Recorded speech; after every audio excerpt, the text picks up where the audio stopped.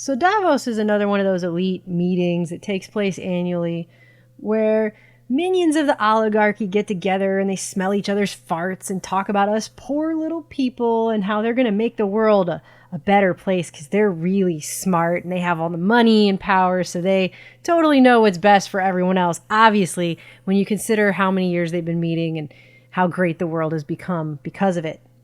It's a lot like Bilderberg. Just a bunch of elite getting together to sprinkle roses and magical sparkly unicorn chunks across the land. The difference is while Bilderberg meetings are secret, Davos is filmed and it's released to the public. So when they talk about us and them, which is prevalent in every single thing they do, they have to be a little bit more polite about it. So this is called What If Your Brain Confesses? And what the social effects might be as scientists begin to work more with lawyers using technologies like brain mapping, different ways of scanning the brain and incorporating those into trials, into the legal system, and having this influence basically how social justice is parceled out. They're talking about the next generation of technology that's going to basically be used against the public. We're talking about some real Minority Report level Orwellian Nightmare stuff here. You know, the brain is a spatiotemporal device, right? It's a blob of meat that computes. I think you guys need to hear this because this is the kind of stuff that they're talking about and the way they're talking about it. There's a huge government program now to increase measurement technology for neuroscience. As it helps basic research and we can measure the brain better, that will have applications in brain decoding and interpretation of brain function that will be applicable to the law. And this lady, Faruhar or whatever her name is, she just giggles and laughs the whole time like she's half drunk. Maybe she is, I don't know, but she just thinks this is hilarious. So I've really cut her down a lot because I already had to watch it twice to do this edit, and I pretty much can't stand her voice at all now. They're talking about how they can decode your brain. What we're trying to figure out is how to decode the signals of the brain. To figure out what you're thinking. Anything that is in current conscious awareness can potentially be decoded. Yeah. It's just a matter of technology. What you're feeling, what you're seeing. If you watch a movie, we can reconstruct the movie, right? Which is sort of a poor, dreamlike image of the movie. We can reconstruct the objects and actions in the movie just from your brain. We can reconstruct how you felt about the movie. Did it make you happy? Did it make you sad? Because valence information is available. Reading your thoughts. Thoughts and feelings that you may not be able to verbalize or you may not want to verbalize. And they may still leave a signature in your brain. And we might be able to decode that. And doing it without your permission. Those certain forms of mind reading, I think, for the most part today, requires the consent of an individual. But if we could get to the point where either you can have an unwilling suspect or an unwilling individual having their brain decoded in some sense, legal systems don't bake in any presumption that we can do that, and so there's no legal protections that could be afforded to you. And so if you look nationally, internationally, at whether or not there are any human rights, if there's any constitutional protections for something like freedom of thought or mental privacy or cognitive liberty, nothing like that exists yet. Decoding your internal speech. We can build models of various aspects of language, phonetics and syntax and semantics, and then once you have those models, you can actually decode language. Now, of course, the obvious application of that is decoding internal speech. And once you decode internal speech, then you essentially have, the sort of worst possible brain decoding device, or best possible, depending on your view. Certainly the most controversial brain decoding device, right? Depends on your point of view. It'll be so much fun when we decode everyone's internal speech. Do you see what I'm saying? Look how they're laughing about this like it's just the most hilarious thing ever. This is the kind of stuff that the bad guy in Inspector Gadget sits in the big leather chair and strokes a white cat giggling about at night. I'll get you next time, Gadget. Next time. And they're in there having a nice chat about it like it's just going to be so great when we live in a world where this is the kind of technology they're using against people. And that the legal system has no protections for you. We have the privilege against self-incrimination, but that's the spoken words that you speak against yourself.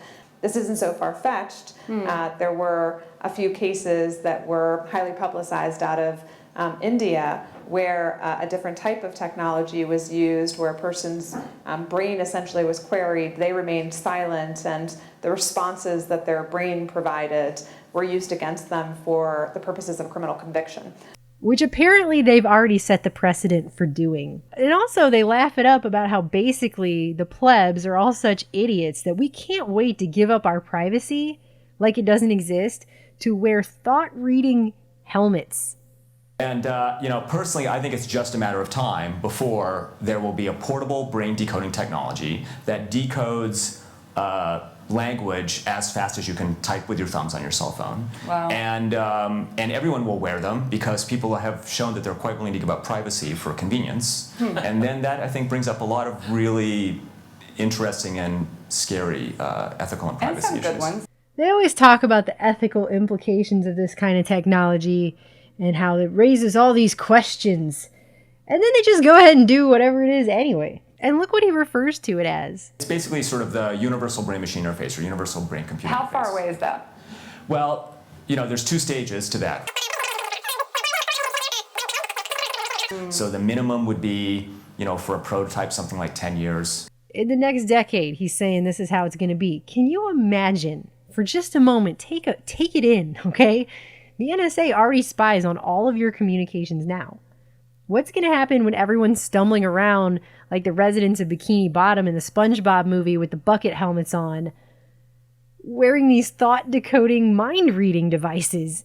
I think the technology already is there, Yeah. not to steal the thoughts from a person's brain, but to enable us to start to decode information in the brain. And so I think we have to think about whether or not the brain is some special place of privacy. Is there some freedom of thought and not just freedom of speech that we need to be actively protecting? Do we really need to think about that? Do we really need to think about if the brain is a special place of privacy or not? Is that really a question that we have to ask?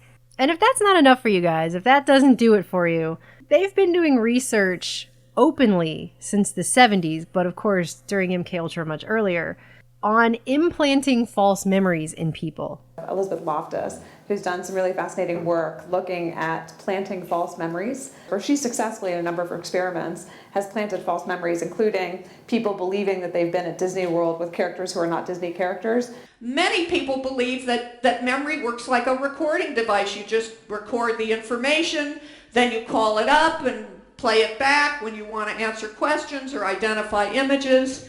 But decades of work in psychology has shown that this just isn't true. Our memories are constructive. They're reconstructive. Memory works a little bit more like a Wikipedia page. You can go in there and change it, but so can other people. Your memory is like Wikipedia. You can change it, and so can other people. What a comforting thought. Not only can we put information in without blowing up your brain, we can put it in and then you can believe it so sincerely that the problem is you can testify to that effect. And now you're asked to testify as an eyewitness and you're so convicted about having seen that person commit the crime, even though that person's utterly innocent, that it becomes a planted memory. And so there's some really interesting research that we can plant false memories in the brain. They just keep saying how interesting this is. I don't think interesting is the right word to describe it. Oh, then they do this thing where they ask the audience who they would trust with access to their thoughts, just to be cute. And look at the very first option. Who would you trust with access to your thoughts and memories? And you can select from government, police, judges, your doctor, your employer, your spouse, or none of the above. Let's see what the Time poll showed about the general public's response on this first. If we can bring that up. No? Wow, okay. Which 3% of the audience was like, yes, I would love the government and police to have access to my thoughts? One of the emerging areas that's really interesting in law neuroscience is pain detection. And once we understand the circuitries that cause pain, I guess the question is, could we then instill pain and use that in many coercive measures in the legal system as well? So. Wow, that's amazing. It just keeps getting more horrifying, you guys. And she said the word interesting again, like she has no other adjectives in her vocabulary to describe this. Get a thesaurus, lady, all right? To me, it is not interesting that law enforcement is considering using neuroscience to pinpoint areas in the brain, the pain centers, which of course is something they were studying under MKUltra all the way back in the 50s. To use that as a coercive measure to force people to have pain. What is this, scanners now? Then you got this guy that they go to in the audience who's also working on neuroscience research, who talks about predictive crime. It's not so much predicting in advance who's going to commit a crime, but after they've committed a crime and been sentenced, you want to know how likely are they to commit a crime again. There's been a lot of work with various demographic factors, and now people are trying to think about adding in neuroimaging to some of it. There is a scientist in the US named Kent Keel who is convinced that he can find a brain signature for psychopathy.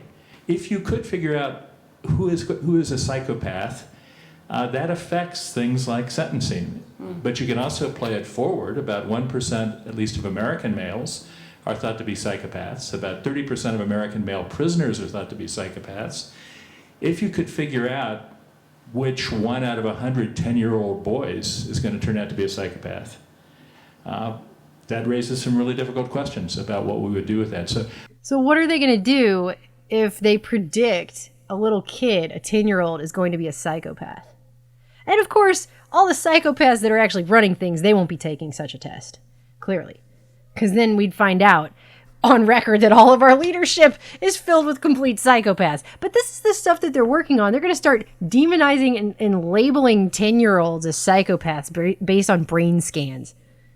See, you could try to write a science fiction novel about this, but since it's all real, it wouldn't be science fiction. And some of these cutting edge things sound incredibly like science fiction. It's like unlocking your brain to see the images in your brain or see the words in your brain. Then at the end, they're like, what are your fears? Listen to this lady's fear of the future. And so my fear is that we won't be able to keep up with the ways in which we can actually start to access the brain. And if we don't keep up, it will be in many senses too late. And I think freedom of thought is probably one of the most essential parts of diversity in society, divergent thinking, creativity, and progress. So that's my biggest fear. Your thoughts will be criminalized.